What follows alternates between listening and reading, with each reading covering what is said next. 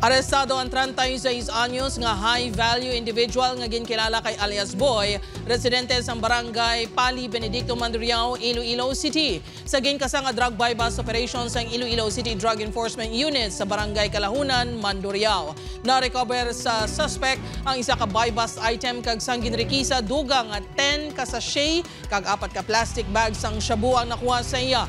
Nagabugas ng 250 grams kag nagabalor sang 1.7 million pesos ang droga nga nakumpiskar.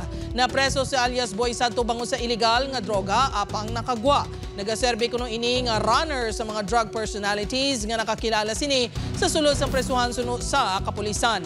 Nagabaligya man kuno ang suspect sa mga kabanwahanan sa gwa sang syudad. Preso na ang suspect sa Mandurriao Police Station kag pasakan sang reklamo sa paglapas sa Republic Act 9165 ukon ang Comprehensive Dangerous Drugs Act of 2002. Kabayo sa kung may subuon na naman lang ginayang yung tagsaga pa uli-uli man sa pagdiraan mismo sa area niya or sa mga barkada niya kag sa mga trusted friends niya. Ginapaliulian niya man niyang iya nga parte nga makuha dira sa pag-deliver niya